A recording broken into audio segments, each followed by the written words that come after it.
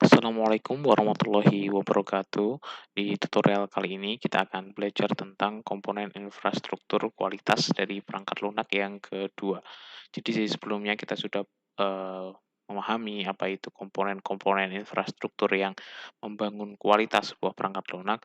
Nah, di sini kita akan berfokus ke bagaimana kita mengukur atau bagaimana cara kita melakukan pengukuran secara tepat komponen dari kualitas perangkat lunak itu sendiri. Berbicara tentang komponen atau infrastruktur dari perangkat lunak ini merupakan salah satu langkah yang digunakan untuk memenuhi komponen infrastruktur dengan cara pengujian terhadap respon publik. Respon publik di sini dimaksudkan di mana produk kita atau layanan yang diberikan dari sebuah perangkat lunak khususnya, itu dapat digunakan secara general oleh umum atau secara, eee, ya secara umum ya, secara general oleh masyarakat, di mana penggunaannya bisa maksudnya dalam penggunaannya mudah, kemudian juga mungkin, eee, aksesnya yang tidak terlalu berbelit-belit dan sebagainya, itu terkait dengan, layanan yang diberikan dari kualitas yang kita atau perangkat lunak yang kita bangun. Sedangkan metode yang kita bisa gunakan untuk melakukan pengukurannya adalah salah satunya dengan metode kuesioner.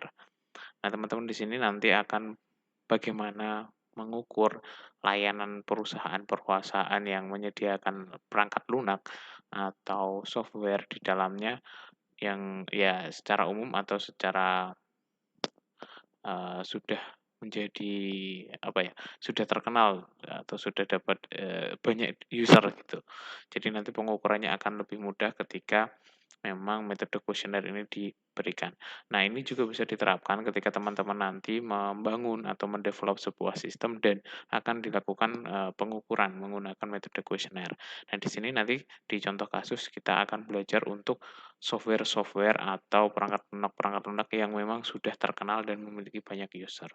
Tapi pendekatan ini itu bisa digunakan untuk mengukur seberapa jauh, masyarakat atau respon publik itu puas dengan layanan yang diberikan oleh perangkat lunak yang dibangun atau kita bangun. Jadi metode kuesioner di sini adalah salah satu metode yang dapat digunakan untuk mencari data atau menggali data. Kita dapat, apa ya, mungkin mendapatkan gambaran ya, mendapatkan gambaran dari seberapa jauh perangkat lunak itu kita kembangkan dan juga seberapa jauh sih sebenarnya ini bermanfaat untuk, user atau pengguna. Jadi penyebarannya sekarang tidak terbatas lagi dengan, media kertas atau paper base, karena dengan bantuan teknologi tentu penyebaran kuesioner ini akan menjadi lebih mudah.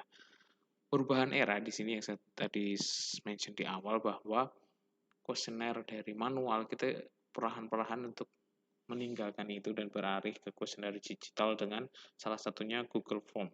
Nah, di sini hanya salah satu metode atau salah satu tools yang bisa kita gunakan untuk mendapatkan data dari user atau dari pengguna, bagaimana sejauh mana kualitas atau layanan yang diberikan oleh perangkat lunak tersebut. Kuesioner digital di sini nanti akan lebih mudah juga dalam penyebarannya. Dalam artian di sini kalau terpaku pada kertas atau paper base secara manual gitu, nanti pasti akan dengan responden-responden yang juga terbatas dan kita juga harus bertatap muka atau bertemu atau luring ya istilahnya dengan responden yang akan kita gali atau dapatkan datanya. Nah, itu juga nanti terkendala dengan kondisi saat ini yang memang masih semuanya berbasis online atau masih menerapkan physical distancing dan sebagainya.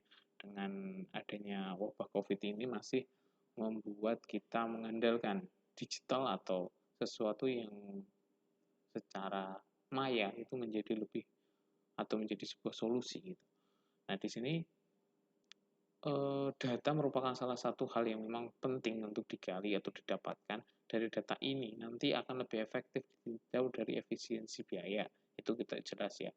Daripada kita menggunakan media kertas, kita mungkin hanya membuat beberapa lembar form atau beberapa pertanyaan itu lebih mudah ketika kita menggunakan digital. Kemudian juga efisiensi waktu pengisian yang juga responden juga tidak merasa terlalu keberatan jika harus menulis atau checklist dari media kertas yang biasanya digunakan. Kemudian juga rekapitulasinya menjadi lebih mudah dan juga lebih cepat, dan juga nanti banyaknya atau penyebaran smartphone dari yang sudah dimiliki oleh calon-calon responden ini juga akan memudahkan dari pengisian kuesioner digital ini. Data pengguna smartphone juga semakin meningkat, itu ya didapatkan juga dari data We Are Social. Nah, itu menjadi implikasi yang jelas bahwa memang peralihan dari kuesioner manual ke digital ini sangat penting, atau menjadi salah satu solusi yang bisa digunakan untuk mendapatkan data atau menggali data. Kemudian pembuatan kuesioner tadi menggunakan Google Form ya. Google Form, kita bisa akses Google Form, ya mungkin teman-teman sudah tahu bagaimana mengoperasikan ini. Ini juga bisa digunakan untuk kuis dan sebagainya, tapi kita berfokus di sini untuk pembuatan ke kuesionernya. Nah, isi kuesioner apa yang teman-teman perlu gali atau informasi apa yang perlu didapatkan? Misalkan saya ambil sebuah contoh kasus di sini. Saya menggambarkannya dalam bagan 3 seperti ini. Saya mengambil sebuah kepuasan pelanggan adalah variabel yang akan saya cari. Variabel yang akan saya uji nih datanya. Saya akan dapatkan atau kumpulkan datanya. Kepuasan pelanggan ini apa yang mendorong atau faktor-faktor apa yang sekiranya bisa mempengaruhi kepuasan pelanggan dari sisi aplikasi. Misalkan fiturnya menarik, kemudian fitur yang efektif, atau fitur tambahan. Nah, dari fitur ini, karena kita berbicara dari sisi teknologi, dari sisi aplikasi, dari sisi software, maka 3 hal ini yang akan digali. Fitur menarik apa sih yang ada di software kita? Terus fitur-fitur yang kurang efektif, atau yang efektif itu seperti apa mungkin, atau yang kita pengen mencari celahnya yang kurang efektif dari aplikasi ini apa, kemudian juga fitur tambahan yang diinginkan seperti apa. Ini akan menjadi input yang baik bagi software yang dikembangkan. Misalkan ternyata dalam jual beli marketplace online butuh fitur kredit. Nah, fitur tambahan itu belum ada di marketplace kita, misalkan seperti itu. Nah, dari situ kita bisa mengembangkan nih. Ini kita punya baseline data, kita punya acuan bahwa ternyata 75% atau 80% misalkan data dari responden menginginkan fitur tambahan kredit untuk pembayaran di marketplace yang kita bangun. Nah, dari situ, berangkat dari situ, ada baseline-nya, kita bisa mengembangkan fitur itu di divisi pengembangan. Misalkan seperti itu, kita ketika bicara pengembangan produk lunak yang skalanya besar. Nah, dari situ ada nih baseline yang kuat. Ketika kita mengembangkan itu, benar kok respon masyarakat seperti ini gitu. Jadi tidak asal, oh saya pengen mengembangkan kredit ini karena tren. Ya sebenarnya karena tren pun sebenarnya it's okay gitu. Cuman ada baseline dari pelanggan kita yang secara real yang menggunakan itu benar-benar yang membutuhkan fitur itu.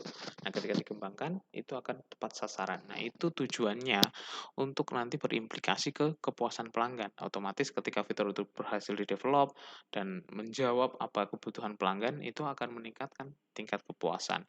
Nah, data ini yang dicari kan tadi kepuasan pelanggan. Nah, ini berimplikasinya kemana? Ke sini, ke fitur menarik, ke efektif, ataupun juga fitur-fitur tambahan. Ini salah satu contoh yang bisa di gunakan teman-teman untuk mendapatkan atau datanya. Kemudian tugasnya adalah teman-teman menyusun kuesioner variabel yang akan diuji. Tuliskan minimal 3 pertanyaan dari masing-masing variabel yang akan diuji. Kemudian buatlah bagannya untuk memudahkan irisan dari penyusunan kuesioner tersebut.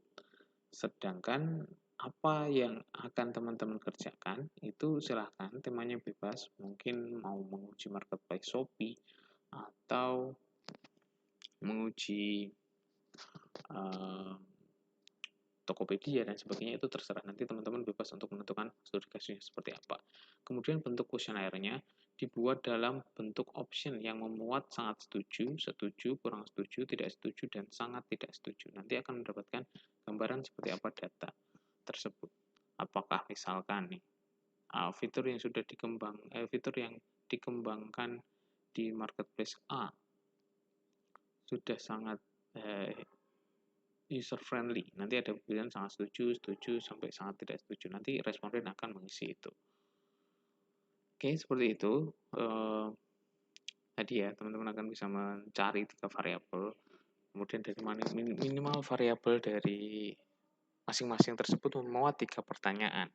3 pertanyaan di sini, misalkan tadi, fitur menarik.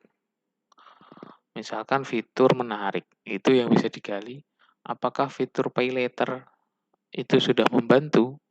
Sangat setuju, kurang setuju, dan sebagainya. Misalkan lagi, apakah fitur penyediaan kredit itu sangat membantu? Sangat setuju, kurang setuju, dan seterusnya. Nah, nanti itu akan digali atau menjadikan data. Nah, dari situ nanti teman-teman bisa mendapatkan gambaran bagaimana respon publik, atau kita akan menguji kualitasnya ya, respon publik dari masyarakat seperti apa tentang fitur-fitur yang dikembangkan. Ini berbicara tentang pengembangan ya, lebih ke sisi aplikasinya. 3 variabel, kemudian masing-masing variabel memuat 3 pertanyaan, berarti ada 9 pertanyaan. 9 pertanyaan untuk 3 variabel yang mempengaruhi. Misalkan mau dicari nih, kenyamanan penggunaan m-banking, itu juga bisa. Atau aplikasi tiketing dan sebagainya. Itu bebas, silahkan teman-teman nanti bisa memilih studi kasusnya, dan contohnya sudah saya sertakan juga terlampir untuk kuesioner yang dibuat. Jadi saya sudah membuat juga kuesioner dari contoh yang bisa teman-teman tiru untuk sesuai dengan studi kasus masing-masing. Oke, mungkin itu dari tutorial kali ini. Saya cukupkan untuk tutorial kali ini. Silahkan dicari studi kasus yang cocok dengan apa yang akan dikerjakan dengan aplikasi atau mungkin marketplace dan sebagainya. Saya cukupkan sampai di sini. Terima kasih. Wassalamualaikum warahmatullahi wabarakatuh.